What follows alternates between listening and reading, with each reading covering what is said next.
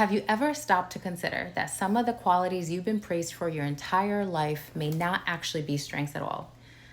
Go with me here.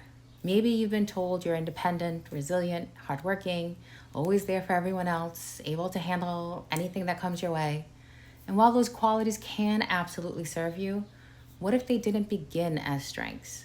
What if they began as survival strategies?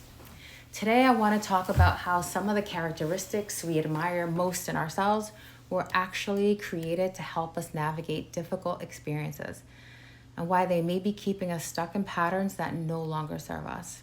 When we're young, we adapt. We learn what gets us love. We learn what keeps us safe. We learn what helps us avoid rejection, criticism, disappointment, and even conflict. The problem is that most of these adaptations happen unconsciously. No child wakes up and says one day, I'm going to be a people pleaser.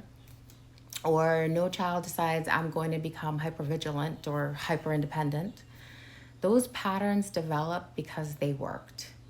People pleasing, overachieving, becoming the strong one, avoiding conflict, perfectionism, prioritizing the needs of others.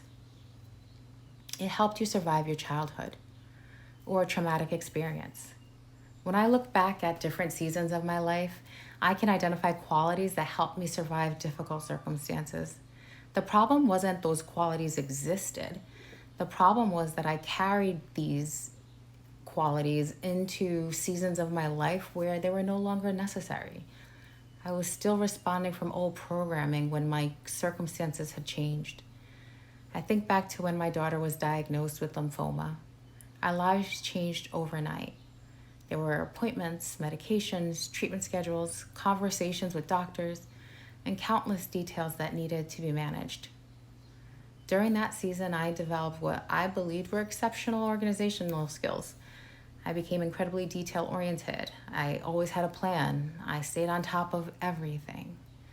And to be fair, those skills serve us well during a very difficult time. But years later, I realized something important. What I had labeled as organization wasn't always organization. Part of it was hypervigilance. Part of it was a need to control outcomes in situations that felt uncertain or scary. What began as necessary response to a crisis eventually followed me into situations that were no longer a crisis. I was carrying the same level of alertness into everyday life. That's when I began asking myself, is this actually a strength I'm consciously choosing, or is this a survival strategy that's still running in the background? This is where people get confused, because these patterns often produce results. The people pleaser may be well liked. The overachiever may be successful. The hyper-independent person may appear incredibly capable. The hyper-vigilant and controlling mother may be keeping her child safe. But underneath these behaviors is often fear. Fear of rejection, fear of failure, fear of disappointing others, fear of not being enough, fear of losing your child. What happens when the behavior is no longer being driven by choice but by fear? The goal isn't to get rid of these qualities. The goal is awareness. Awareness gives you choice. You can still be generous without abandoning yourself. You can still work hard without tying your value and worth to your productivity.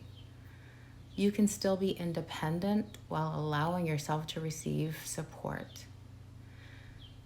This is why self-awareness is so important. Sometimes what we can call a personality trait, a strength, or just who I am, is actually an adaptation that developed during a difficult chapter of our lives. I want to leave you with this question. Which of your strongest qualities may have originally been developed for survival? And are those qualities still serving the life you're trying to create today? Because the version of you that survived difficult seasons deserves gratitude. But that doesn't mean that that version of you should still be leading your future. If this conversation resonated with you, check out my Becoming Aligned workbook below. It's designed to help you identify the patterns, beliefs, and internal narratives that may be keeping you stuck so you can begin to create change from a place of awareness and alignment.